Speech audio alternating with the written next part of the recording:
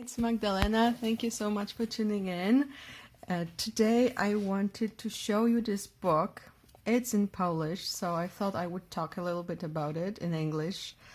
By Tadeusz Basiura, w ogrodzie Maryi, Atlas roślin maryjnych, which means in Mary's garden, an atlas of Mary's plants, let's say. And it talks like from a Christian perspective, of course, but from what we know, the image of Mother Mary that we have from like simple people's point of view, it's a continuation of the like local goddesses. She inherited almost all of them. So all of the stories that like have nothing to do with the Bible or the even the like the Bible reality, we can assume come from like folk stories about goddesses. So the one of the most important holidays dedicated to Mother Mary in Poland is it's on 15th of August, which is the Ascension of her, like she entered heaven alive, and this is the Ascension is like the church name, and what is like in common language what's used is Mother of God of the Herbs. Okay, so the title that is very often used in Poland is Mother of God, it's Matka Boska, but it can also mean like godly mother. It can be an adjective. So yeah, it's the goddess. I mean, Mary is a goddess in herself. Anyway, but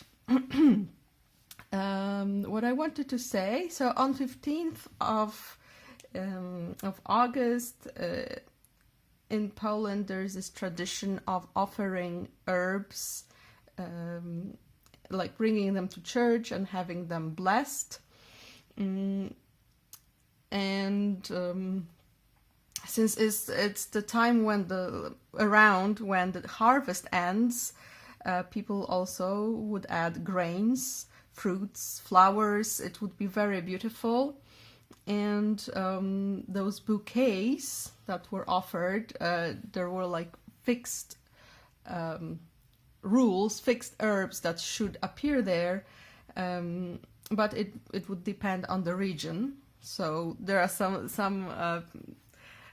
books would like record that various versions, and in total they would have like 100 or 150 different plants that would be used. But anyway, people believe that only after it has been offered to Mother of God, the herbs had the proper powers. So both like medicine powers and like magical properties too. And among most popular, I will mention wormwood, St. John's wort, Malin, Greater Celandine. I had to check them in the dictionary. But yeah, what's interesting, so the Ascension, I have here written that out of over 3,000 churches and chapels that are like devoted to Mother of God, around 600 are called the Ascension of Mother of God. So it still is an extremely important holiday in Poland. It's a holiday. It's a free day. So I thought this book is awesome. First of all, this book is awesome. Like, it's visually beautiful. Absolutely. It has all those like old paintings, but it also has photographs and botanical drawings. It's very cool also that you get like recipes for like medicinal purposes here. So it's amazing. I love it. Plus, yeah, photographs. Plus, we get a lot of legends, like folk tales about plants. So I thought you might be interested in how Polish people would see like the origins of plants and how they are related to the goddess.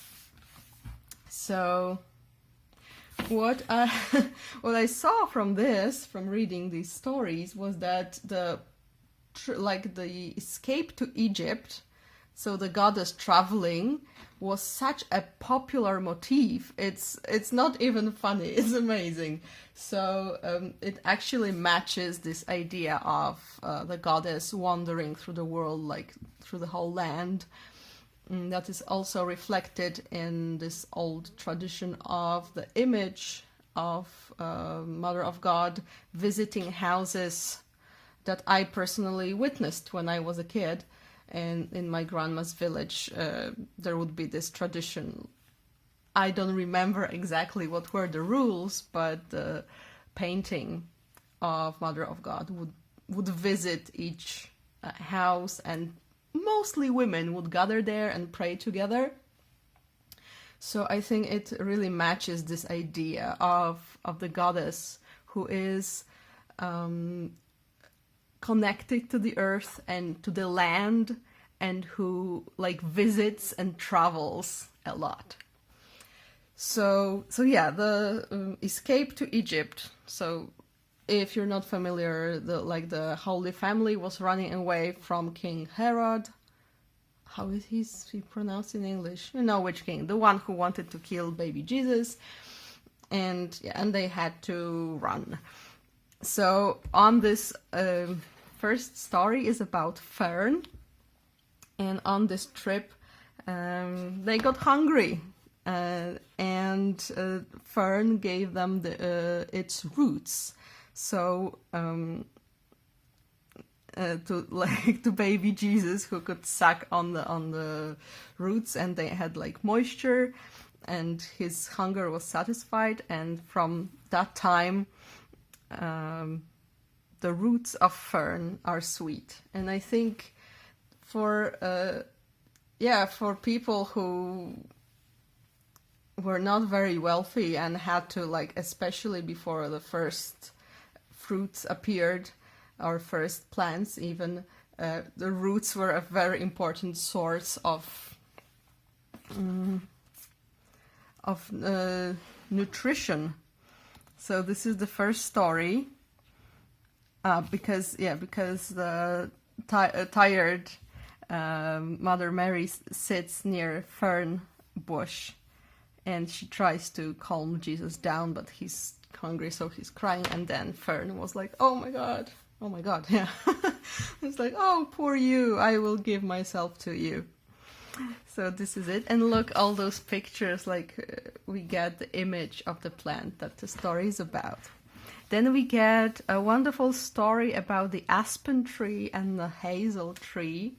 And again, Mother Mary is running away with Jesus to Egypt. And she wants to hide because, like, she hears or sees already soldiers, and she asks the aspen tree to hide her. And the aspen tree is famous for trembling, like those trembling leaves. And so the aspen says it's afraid, and it won't hide them. So she goes to the hazel tree, and the hazel tree surrounds them with its leaves, maybe possibly even like does something like this.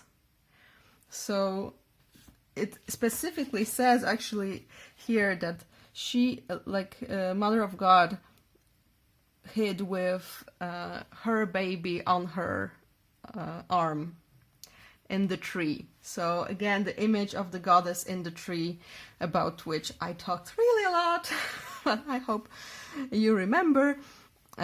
It's here again. So from that moment, the goddess blessed the hazel, and hazel was a tree from that time on, a tree that the thunder would not strike, the lightning would not strike.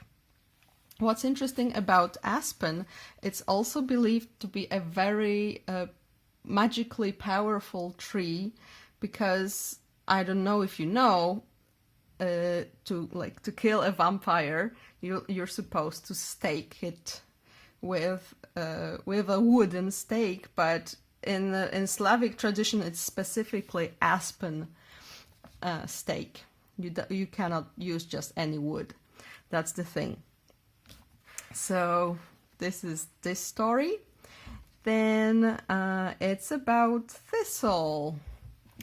And here we have a mother goddess who is nursing her child, and some droplets of her milk fall on the thistle leaves, and that's how it has those spots on the leaves. Then we get the carnation, like rock carnation, and wolf's bane. So first of all, again, Mother of God was running away to Egypt. It's like all over. She didn't have shoes, so like sharp rocks were hurting her feet, and her feet were bleeding, so the drops of her blood were falling on the earth, and from them a pink pretty carnation would spring. And then she encountered Wolfsbane, who saw her suffering, her poor feet, and it offered itself to her in a way that, because like the flowers, the flowers of Wolfsbane are kind of like they have like a shape of little tiny shoes. So she wore shoes made from wolfsbane. However, in those times, the wolfsbane yet didn't have such beautiful colors. It was like gray and ugly. And after the goddess used its flowers as shoes, she blessed it, and it turned into this beautiful, like dark purple color. Then again, a story about sage. So Mother of God was tired and didn't have a like nice comfy place to lie down, and the sage made like a beautiful carpet out of its leaves. So after that, Mother of God, of course, blessed it and gave it many like healing properties that we of course know of. Then we have sand rock cress. Rock cress, it's 2 C's, right? So this is interesting. It actually talks about there's so much like family life in those stories that we don't get from the Bible, but so Mother of God was taking care of Jesus, and he already had too long hair, and she decided to make it shorter, and those hair flew on the wind and turned into this plant. So now they are like an alternate name for this plant is hair of Jesus or hair of Mother of God. However, I also saw in this story, I saw like an echo of this old tradition that like was observed really long even after Christianity, even though like the church didn't like it. It was so important that it stayed for many, many centuries. It was the hair cutting of boys. Girls also had some rituals, like coming of age rituals, but they were forgotten sooner, unfortunately. But yeah, cutting of hair, which is called postrzyżny, was a very important ritual. So I like to think that it's like this story is an echo of that. Then we have Mother of God and Carline Thistle. It's just a simple story to explain why this plant is called Mother of God's Thistle. That's not something very interesting. But yeah, there are many like plants that have names that have something to do with Mother of God, and they're either her like shoes, like wolfsbane, or braids, or her fingers, or her pouch, or whatever. There's a lot of that, and this book has also a lot of information, which is cool. Then about clover. The story says that it was made from Mother Mary's tears.